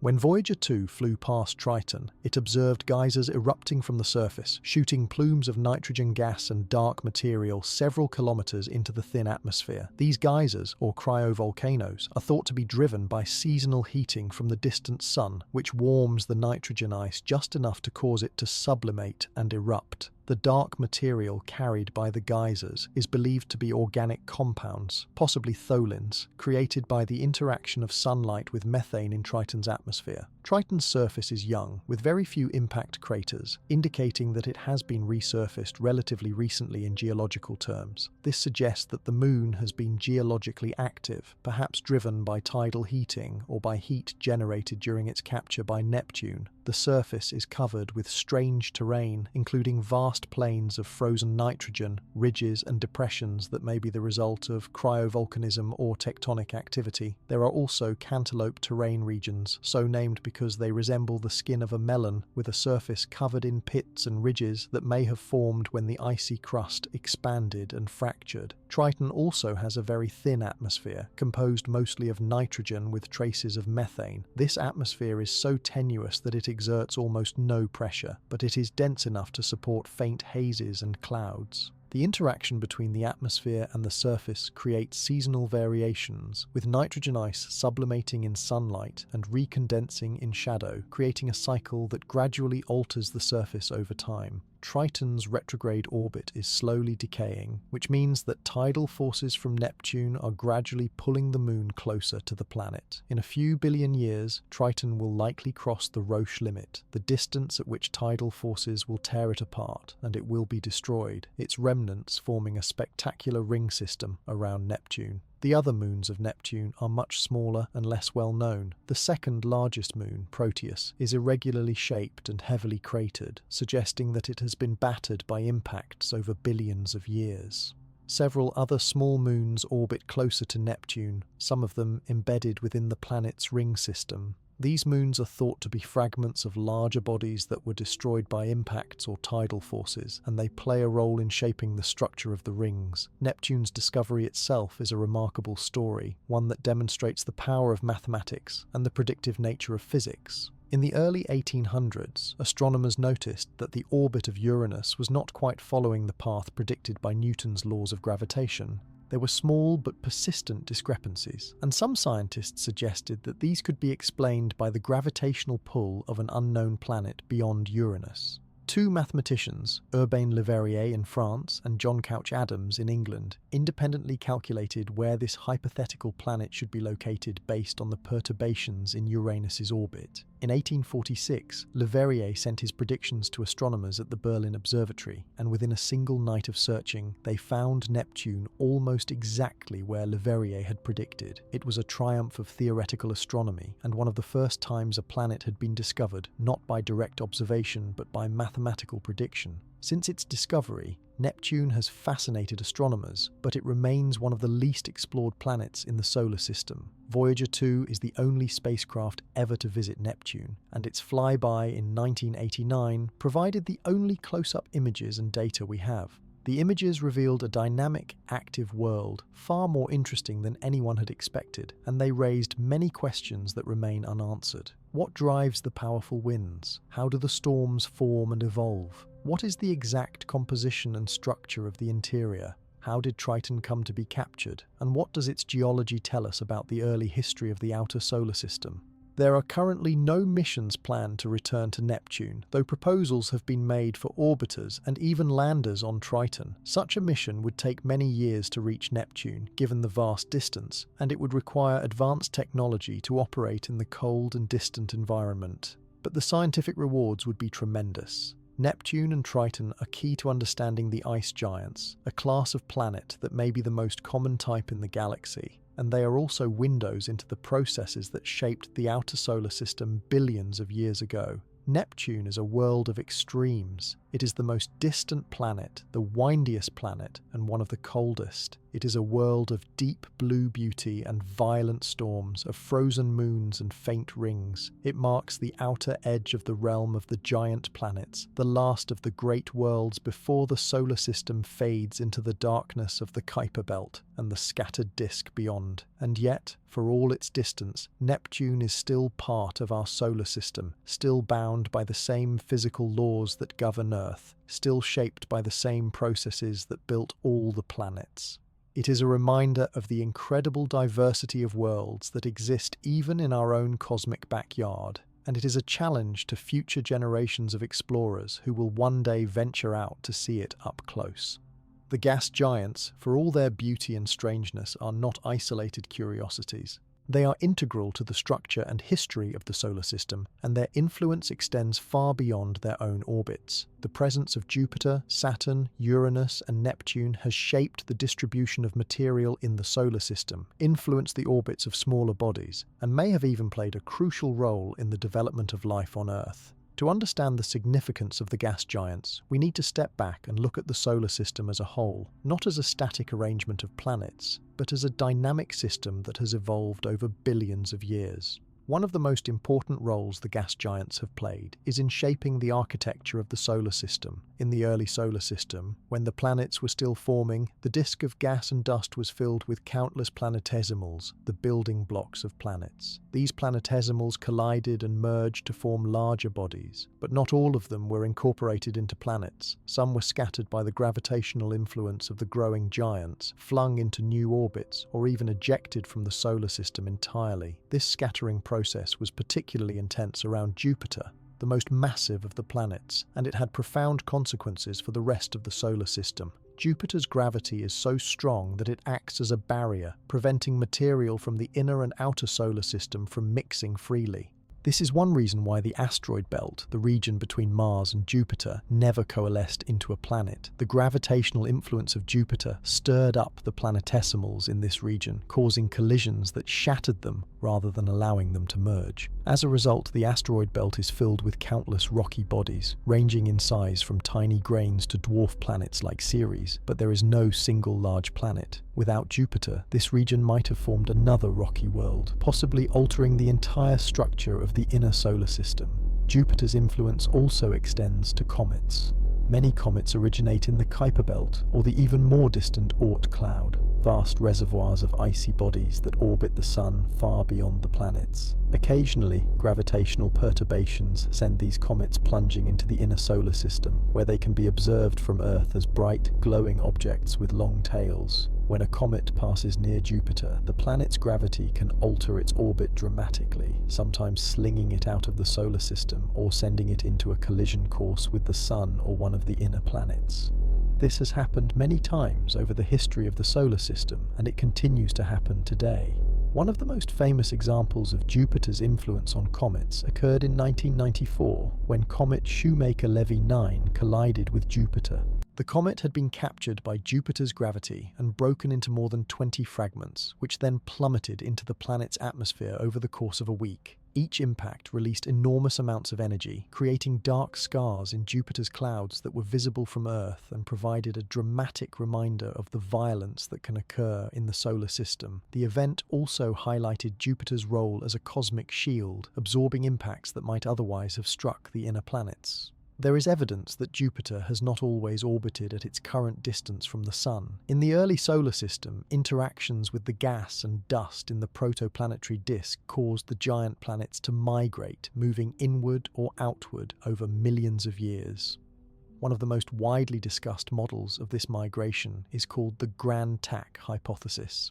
According to this model, Jupiter initially formed farther from the Sun and then migrated inward, drawn by interactions with the disk. As it moved inward, it began to clear a gap in the disk, and its gravity disrupted the formation of planets in the inner solar system. However, as Saturn formed and caught up with Jupiter, the two planets became locked in a resonance that reversed their migration, pulling them back outward. This outward migration scattered planetesimals throughout the solar system, some of which may have delivered water and organic molecules to Earth, contributing to the emergence of life. This migration also had consequences for the outer solar system. As the giant planets moved, they scattered the planetesimals that had been orbiting beyond them, flinging some into the inner solar system and pushing others into distant orbits. This event, known as the Late Heavy Bombardment, occurred roughly 4 billion years ago and left a lasting mark on the surfaces of the Moon, Mercury, and other bodies in the inner solar system, which are still scarred with craters from that period. The migration of the giants also also shaped the Kuiper Belt, clearing out certain regions and leaving others populated with icy bodies. Saturn, too, has played an important role in the history of the solar system. Its gravitational influence helped shape the asteroid belt and the Kuiper Belt, and it has interacted with Jupiter in ways that have influenced the orbits of both planets. Saturn's large moon Titan, with its thick atmosphere and lakes of liquid hydrocarbons, is a unique laboratory for studying prebiotic chemistry and the conditions that might lead to the emergence of life.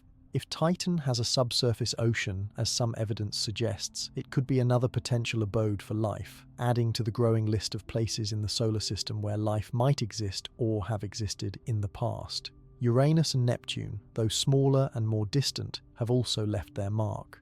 Their gravity has shaped the outer regions of the solar system, particularly the Kuiper Belt and the scattered disk, regions filled with icy bodies that are remnants of the solar system's formation. Neptune, in particular, is thought to have migrated outward significantly, scattering planetesimals as it went and shaping the distribution of objects in the Kuiper Belt. This migration may have sent a wave of comets into the inner solar system, contributing to the late heavy bombardment. The gas giants also play a role in the stability of the solar system. Their massive gravitational fields help to stabilize the orbits of the inner planets, preventing them from being perturbed by passing stars or other external influences. Computer simulations of the solar system's long-term evolution suggest that without the gas giants, the orbits of the inner planets could become chaotic, with potentially catastrophic consequences. In this sense, the gas giants act as anchors, holding the solar system together and ensuring that the orbits of the planets remain stable over billions of years. The study of the gas giants has also reshaped our understanding of planetary systems in general. For most of human history, the solar system was the only planetary system we knew, and it was natural to assume that other systems would be similar. But the discovery of exoplanets, planets orbiting other stars, has revealed a stunning diversity of planetary systems, many of which look nothing like ours. Some systems have gas giants orbiting extremely close to their stars, so close that their atmospheres are being stripped away by the intense heat and radiation. These hot Jupiters, as they are called, were a complete surprise, and they have forced scientists to rethink how planets form and migrate. Other systems have gas giants in highly elliptical orbits, suggesting violent interactions with other planets that were subsequently ejected from the system. Some systems have multiple gas giants packed closely together, while others have gas giants at great distances from their stars.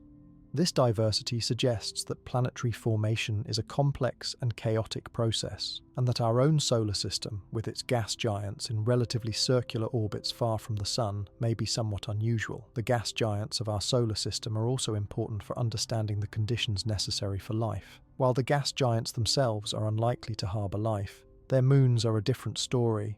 Europa, Ganymede, Enceladus, and Titan all have subsurface oceans or other conditions that could potentially support life.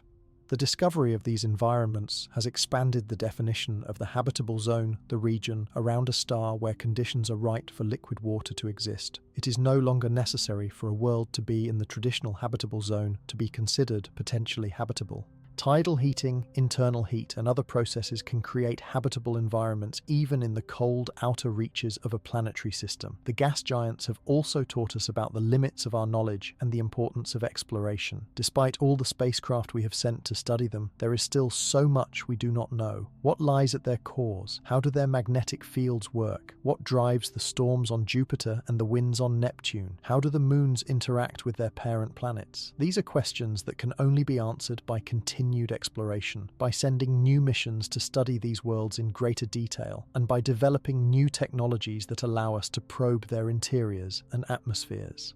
In many ways, the gas giants represent the frontier of planetary science. They are worlds that challenge our understanding of physics, chemistry, and geology. They are laboratories for studying processes that occur under conditions we can barely reproduce on Earth. And they are reminders that the universe is far more complex and diverse than we ever imagined. Each new discovery, each new observation adds to our understanding, but it also reveals how much more there is to learn. The gas giants are not just distant objects in the night sky. They are keys to understanding the history of our solar system, the processes that shape planets, and the potential for life beyond Earth. We have travelled far tonight, from the inner reaches of the solar system outward to the cold, distant realms where the gas giants dwell. We have visited Jupiter, the king of planets, with its storms that rage for centuries and its moons that harbour hidden oceans. We have gazed upon Saturn, ringed and serene, a world of delicate beauty and astonishing complexity.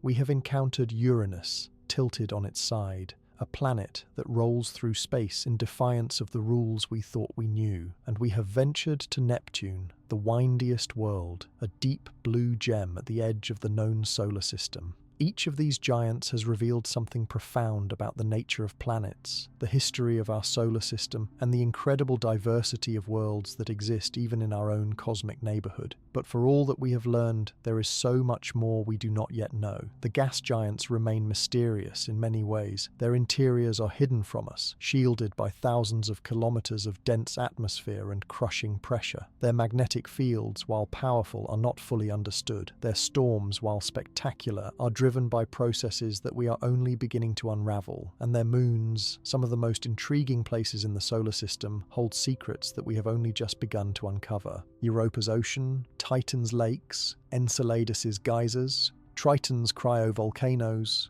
these are places that call out to us, inviting exploration, promising discoveries that could reshape our understanding of life and the conditions that make it possible. The future of gas giant exploration is bright, though it requires patience. Missions to the outer solar system take years to plan, years to build, and years to travel to their destinations. But the rewards are worth the wait.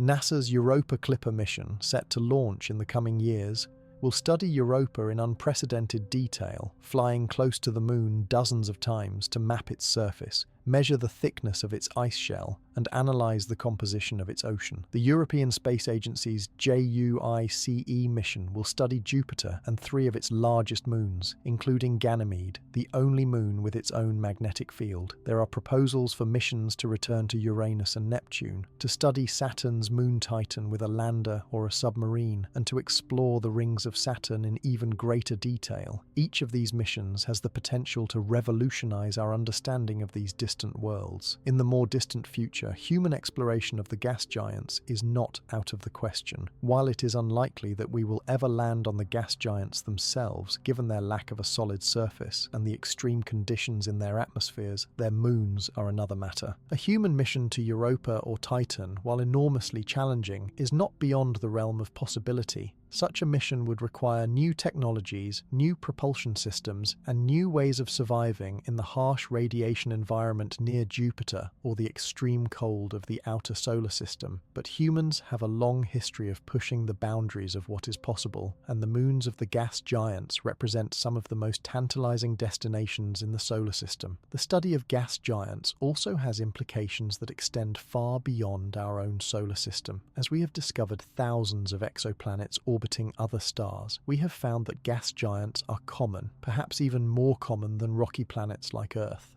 Some of these exoplanets are similar to the gas giants in our solar system, while others are very different, orbiting close to their stars or having compositions and structures that we do not yet understand.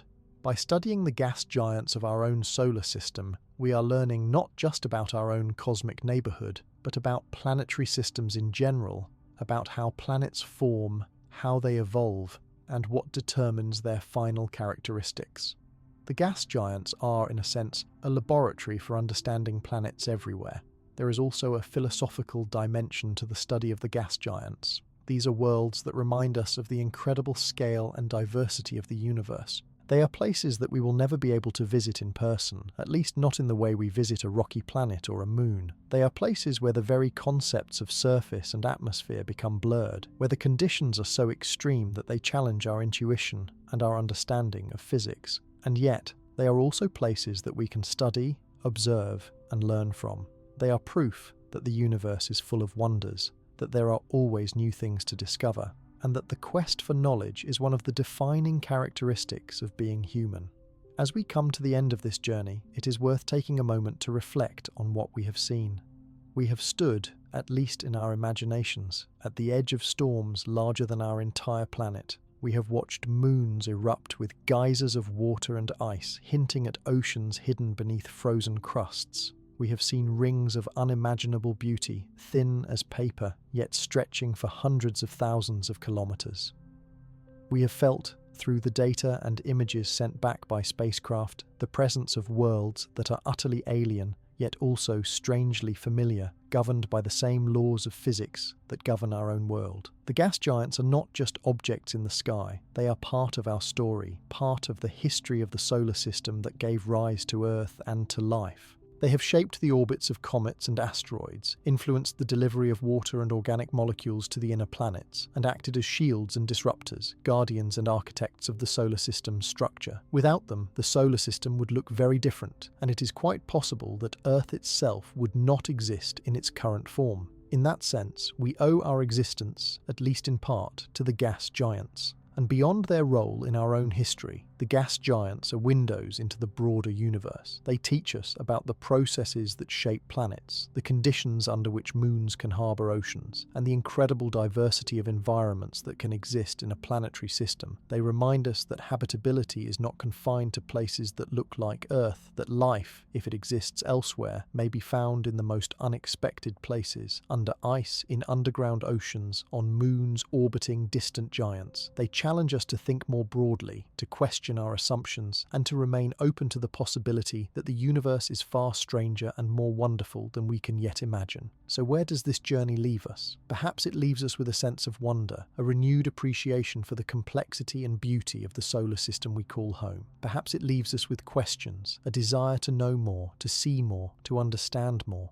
And perhaps it leaves us with a sense of connection, a recognition that we are part of something much larger than ourselves, a planet orbiting a star in a galaxy filled with countless other stars and planets, all of them governed by the same fundamental laws, all of them part of the same cosmic story. The gas giants are still out there, circling the sun in their stately orbits, patient and unchanging on human timescales, yet endlessly dynamic when observed closely. They do not care whether we study them or not. They do not notice our spacecraft or our telescopes, but we notice them, we are drawn to them. We send our machines to visit them, our telescopes to observe them, and our imaginations to explore them. And in doing so, we learn not just about them, but about ourselves, about our place in the cosmos, and about the incredible journey that brought us to a point where we can stand on one small rocky planet and look outward across billions of kilometers of space, to worlds that are as alien as anything we could imagine, yet also, in some deep sense, our neighbours.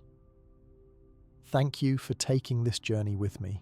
Thank you for your time, your curiosity, and your willingness to look outward and wonder. The gas giants are waiting, and there is so much more to discover. Sleep well, and may your dreams carry you to distant worlds.